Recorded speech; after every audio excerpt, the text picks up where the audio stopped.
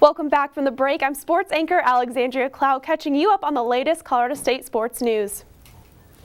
The football team had their 11th spring practice today, but following Tuesday's practice, Coach Bobo was not too happy with what he saw. Coach Bobo said, "We have to have a better effort from the offense. Poor job by the coaches getting them ready to practice. They went out there and went through the motions. As a result, we wasted a day. It is very disappointing when the leadership of your football team is primarily on offense." The team will have another scrimmage this Saturday. Moving on to the new Sonny Lubick field that will be played on next season, the design of the playing field was just released. The field will showcase the name Sonny Lubick Field. Shaw Sports Turf is the company manufacturing the turf. The company recently just put in turf in the Tampa Bay Rays Stadium and has turf in SMU, Vanderbilt, and Arkansas. The turf is set to be done by the beginning of April. The softball team has 4 conference series games under their belts. As the team is heading into the middle of the season, I spoke with head coach Fisher to discuss the 3-game series against San Jose State last weekend.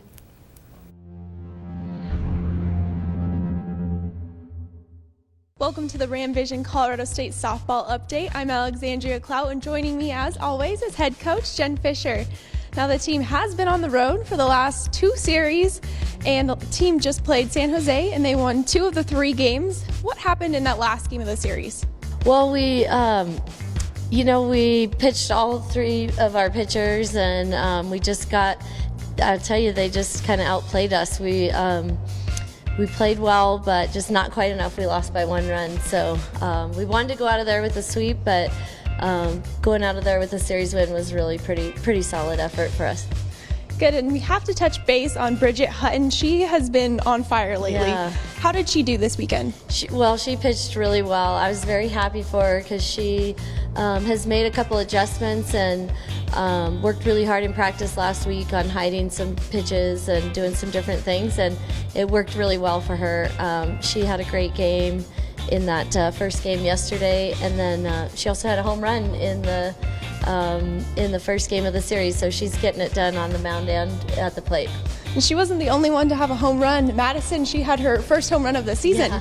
How was she feeling after that? I think that just sparked the whole team. Obviously, the 5 runs in the first inning was all that we ended up getting, but it was really exciting, and it was in the park. So we were playing they're building a new field, so we were playing at a kind of a city field, and it had a really deep fence, and she hit it right down the line in the perfect spot, and she's so fast, and I was just sending her the whole way, and everybody just exploded, so that was a lot of excitement. And touching base on Utah State, that could either help you guys win the conference ultimately or be at the last place of the conference. Right. What are you looking forward to most there? Well, I think it's good to control your own destiny, and that's what we keep talking to the team about is, the teams that are in front of us we're very close to, only a game or 2 away, and so controlling your own destiny, you play that team, you beat them once, you get a win and they get a loss, so we're really looking to try to win the series, obviously, but to take it 1 pitch at a time, and we're glad to have Utah State at home this series. Well, best of luck to you guys. Thank you. Thank you for joining me again today, Coach. That wraps up this week's Colorado State softball update. I'm Alexandria Clough.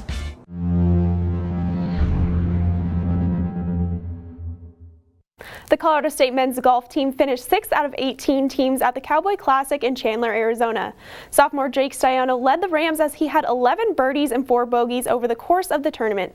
Stiano even had a stretch of 29 straight holes without a bogey. All of this brought him to the 5th individual in the Classic. He was also just named Mountain West Men's Golfer of the Week.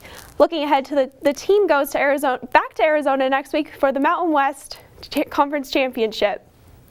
The CSU men's track and field team did go down 4 rankings this week in the U.S. Track and Field and Cross Country Coaches Association. The team is ranked 25th this week. Colorado State is the only team to be ranked in the top 25 in the Mountain West.